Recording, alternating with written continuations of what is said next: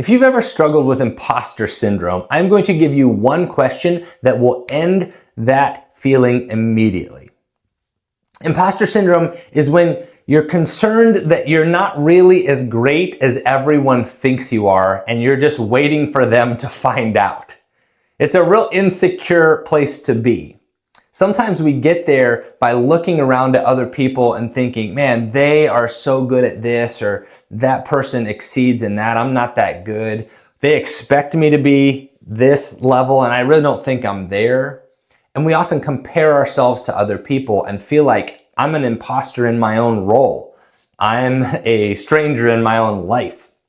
And sometimes it's actually the result of success. You could do really well at this level and you may get promoted to the next level, but you haven't done this. You have no proven track record up here, so you feel like a fraud. Like, I don't know if I can do this. I've never done it before. And that's not actually being an imposter. That's just called growth. When we try new things, we don't have the ability to say, well, I've done this 10 times. No, I'm growing to a different level. So it's natural for people who are growing leaders to feel imposter syndrome. Almost everyone does at one point or another. And when we live in imposter syndrome, it tends to have one of two negative effects in our life. Number one, it can paralyze us with fear. Those voices of insecurity inside our head saying, you're not good enough, you're not good enough, can just cause us to not try things because we're afraid we'll fail and therefore prove that we're an imposter. So we hesitate, we can get defensive and resist helpful critical feedback or input. We can shy back from giving it our best because if we give it our best and then it doesn't succeed, now we really shouldn't be in this role at all. So we just get stuck in fear, or the opposite can happen. Imposter syndrome can cause us to try to prove ourselves or overdo it. Come on too strong, do way too much, or strain ourselves to the point that we really pushed past because we're just afraid that we're not enough. So we're going to do everything humanly possible. And sometimes things that are superhumanly possible. Maybe we even exaggerate the facts just to make ourselves look good. But I'm going to give you one question that will change all of that very quickly. Imposter syndrome, that voice inside of our head is asking a lot of questions like, am I good enough? Are they pleased with me?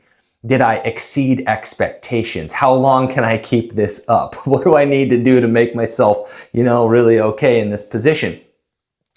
This question is going to change the direction. The question is this: how can I serve them? How can I serve them? I have a role, I have a responsibility, I have relationships here. How can I serve them? See, imposter syndrome really becomes self-absorbed. What are other people thinking of me? Am I secure in my place? Am I being judged? Am I going to survive it? Am I good enough? Let's just switch the talk in our head and say, how can I serve them? I have this responsibility for a reason. How can I serve you? Well, maybe I'm not meeting all of your expectations, but how can I serve you? Maybe I'm not as good at this as my predecessor, but instead of obsessing over the gap of disparity, how can I serve you right now? When we start asking that question, it shifts our energy to the people around us. We start looking for opportunities to help and serve more effectively. We find gaps not in who we are as a person, but gaps in our ability to serve. And that causes growth. It causes leadership development. It causes skill development because we want to be able to serve that person more effectively. Well, if I need to serve them, I need to develop in a way that I can get there and be more effective to help them because I care about them. You see how this totally switches our psychology? How can I serve them more effectively?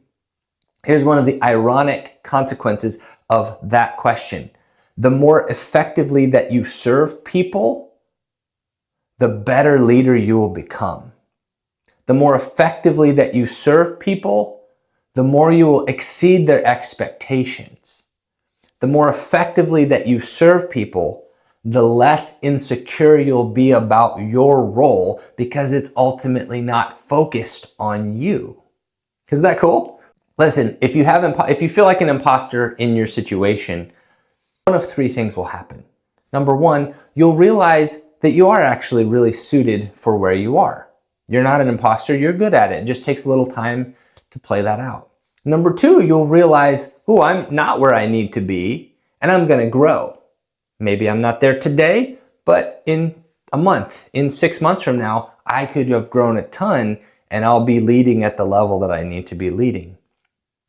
Or number 3, you might find out that this is not the right place, it's not the right role, it's not the right job, it's not the right relationship. I actually shouldn't be here.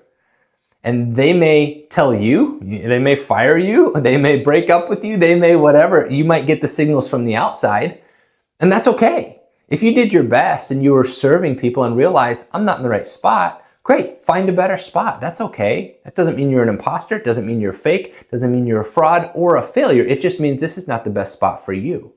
Or those signals might come from the inside. You are the one that realizes, gosh, this isn't the right fit for me. I need to make a change. And that's okay too. No matter which of those 3 directions you choose, don't you want to serve people well along the way instead of getting stuck in your own insecurities? That's the one question that ends imposter syndrome so quickly. How can I serve them?